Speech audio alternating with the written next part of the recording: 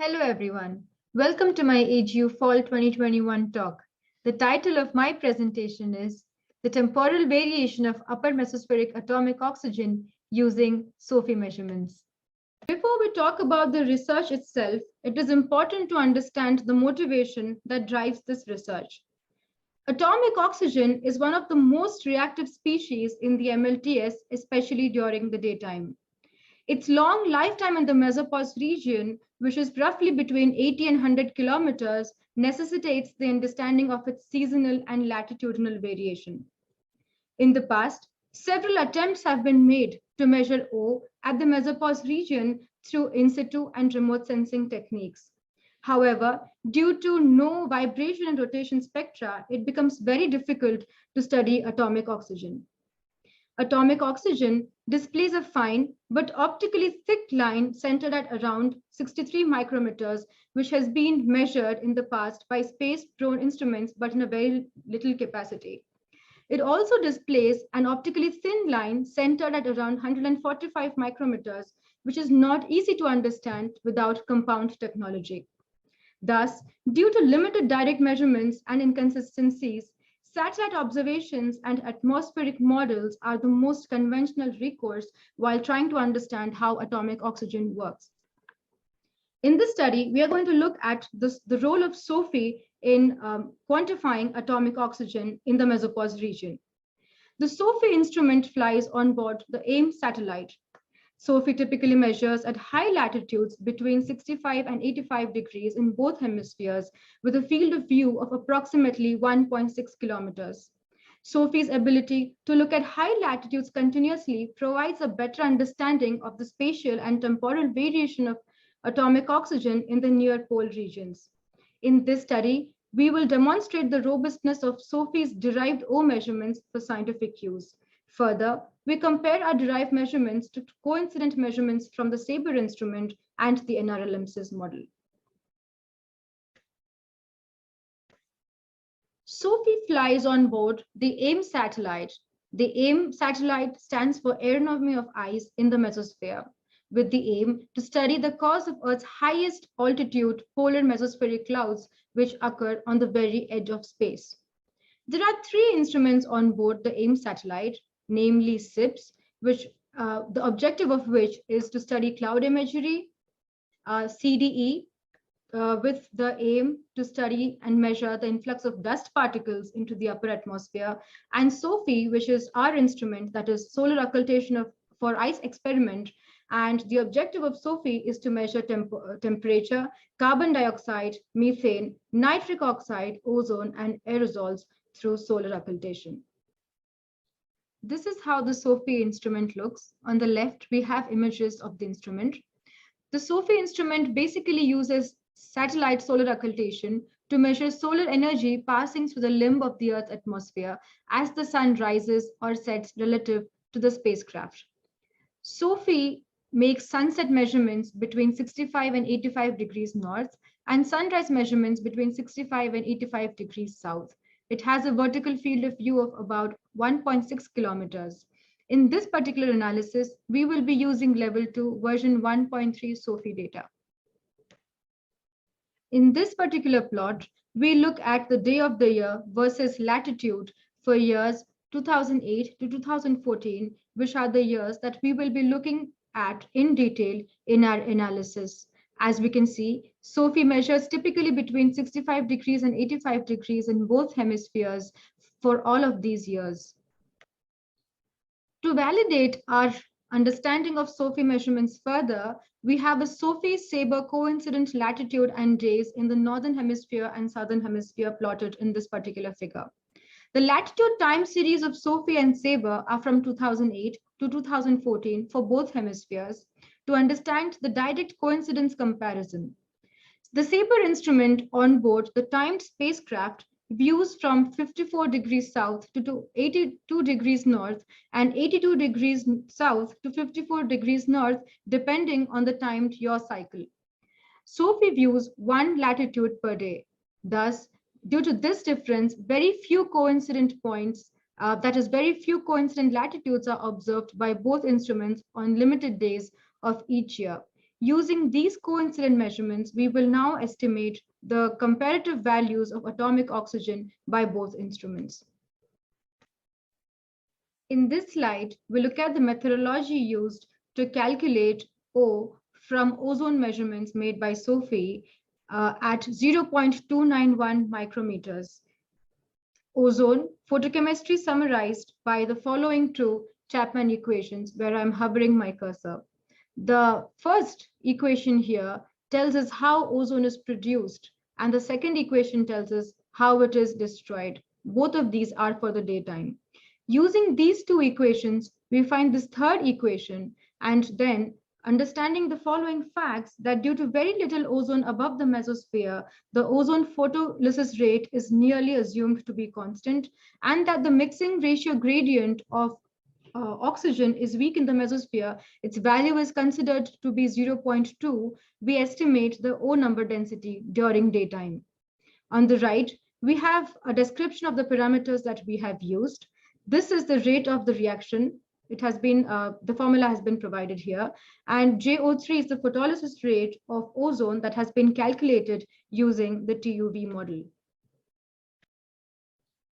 In this particular plot, we look at comparisons between the SOFI and SABRE atomic oxygen values in the Northern Hemisphere for the 2008 to 2014 period at coincident points.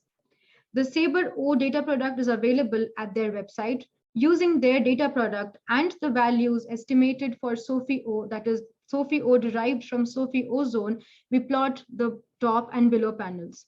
The top panels are for the VMR values of atomic oxygen, and the below panels are for the number density values. So basically, there is a qualitative agreement between SOFI and SABRE in the Northern Hemisphere, where the agreement is better above 85 kilometers for VMRs. In the case of number densities, the variation is slightly more because the way in which temperature, pressure, and ozone is calculated for both the data sets is different. And this translates while calculating the atomic oxygen and comparing it. A similar analysis has been done for the Southern Hemisphere, where SABRE and SOFI atomic oxygen VMRs and number density values have been compared for the 2008 to 2014 period. Just like the previous plot, just like the Northern Hemisphere, we can see that the O VMR plots and O number density plots have been made in the top and bottom panel. And as we can see that just like the Northern Hemisphere, there is good agreement between both of these data sets above 85 kilometers. However, when compared to the Northern Hemisphere, the values in the Southern Hemisphere are much better. That is, both instruments are in better agreement in the Southern Hemisphere. In the next part of our analysis, we compare SOFI atomic oxygen to NRL-EMSIS atomic oxygen in terms of number density for 2008 to 2014 in both the Northern and Southern Hemispheres. The average of the daily mean of atomic oxygen number density profiles of SOFI and NRL-EMSIS have been plotted here. The O number density for the NRL-EMSIS model is calculated corresponding to the daily value of SOFI latitude. There is great agreement between SOFI and NRL-EMSIS at high altitudes, especially above 88 kilometers in both hemispheres. Apart from the difference in how atomic oxygen is calculated, the day-to-day variations in atomic oxygen and temperature, the uncertainties in NRL-EMSIS may contribute to the difference in which the two show atomic oxygen. In this slide, we look at the SOFI atomic oxygen seasonal structure, that is time series for 2008 to 2014 in the Northern and Southern Hemispheres. In the top and bottom plots for the Northern and Southern Hemisphere respectively, we have the time series of the daily mean atomic oxygen averaged over 7 years in both hemispheres. Atomic oxygen is present at high amounts and large amounts at the high altitudes in both the hemispheres. As we can see, the concentration of atomic oxygen is very high at high altitudes. And in the wintertime months, that is December, January, February in the northern hemisphere, and in June, July, August in the southern hemisphere, gravity wave driven downwelling leads to atomic oxygen transport to altitudes much lower than its usual climatological height, as we can see in these particular regions in both hemispheres. And the unusual circulation in 2009 and 2013 transported large amounts of atomic oxygen to lower altitudes. And this was triggered by the sudden stratospheric warming events that occurred in these years. During the summer months, that is June, July, August for the northern hemisphere, and December, January, February for the southern hemisphere, we see a very stable atomic oxygen layer with values that are high only above 94 kilometers. In this slide, we address the O time series at 84 and 94 kilometers for 2008 to 2014 in the northern and southern hemispheres. We know that the annual variation of O during the summer and winter times is very different. That is, the maxima at the summer and winter times are very different and can be seen in both hemispheres. So on the left plot here at 85 kilometers in the northern hemisphere, we can see that the OVMR at 84 kilometers experiences a wintertime maximum. Even in the southern hemisphere, it is a similar case. At 84 kilometers, we can see that there is a maxima in the southern hemisphere. At 94 kilometers in the northern hemisphere, we see gravity waves, a circulation driven by gravity waves that leads to a maxima at 94 kilometers. And this is basically due to frequent wave breaking near the mesopause. A similar thing is seen in the southern hemisphere that during the summertime, the maxima is around 94 kilometers. So basically increased temperature, enhanced diffusion during summertime, which is favorable for the mixing of thermospheric O with air. Finally, we look at the latitude versus altitude SOFI atomic oxygen averaged from 2008 to 2014 in both hemispheres. This is basically an interhemispheric comparison. And this is for values averaged over 7 years. So the atomic oxygen concentration in the northern hemisphere and southern hemisphere vary by several orders of magnitude in the mesopause region.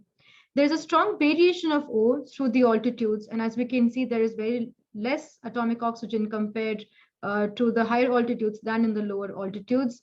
And more atomic oxygen is present between 85 and 90 kilometers in the northern hemisphere than in the southern hemisphere. And this is basically due to the contribution of the atomic oxygen descent that took place during the sudden stratospheric warmings in the 2008 to 2014 period.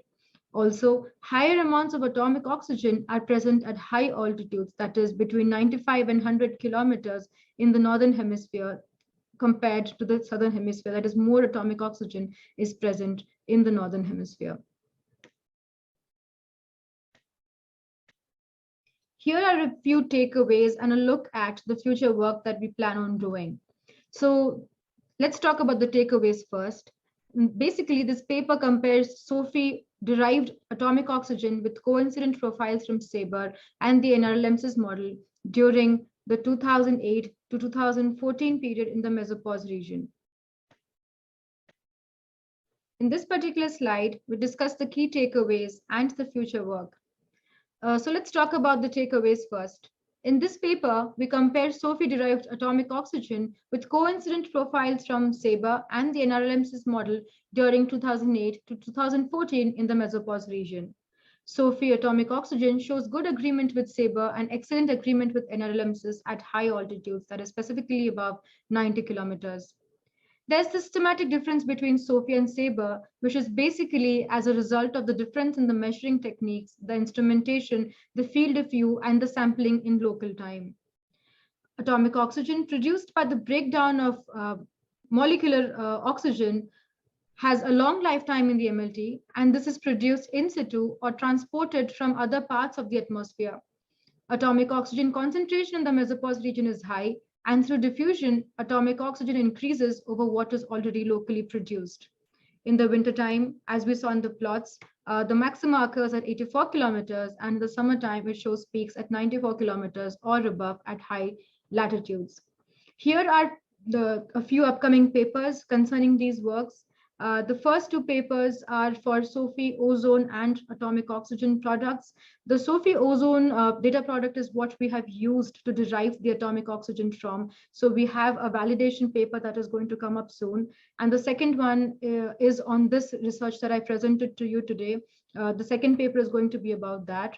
And apart from ozone and atomic oxygen, SOFI also measures other species like nitric oxide, water vapor, methane, etc. And some of those results have been used to calculate the SSW triggered composition response of the MLTS, which is a different aspect of research. It does not come under this research that I have done. However, I have listed it here, and I will also be presenting it at the poster session at AGU. So I hope you will attend that and we can have a discussion on this topic as well.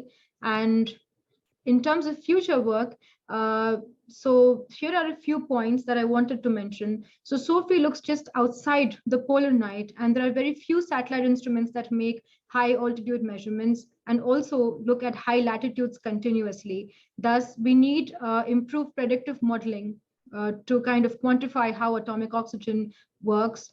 And comparison with the CESM model, such as the vacuum model, is a viable recourse to validate existing measurements and study the variation of atomic oxygen. Finally, we have the references and acknowledgements. Here are the references that have been useful for me to work on this research, and I hope you will look at them too. Here are the acknowledgements, and here are the links to where you can find the SOFI and SABRE data that we have used for this particular research. If you are interested to have further discussion on this topic, or if you have questions or comments, please feel free to reach out to me at my email.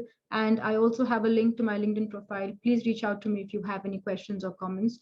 I will be presenting this talk live at the Convention Center at New Orleans on Tuesday, the 14th of December at this particular time. So I hope you will attend that, and I hope you enjoyed this presentation. Thank you so much for watching.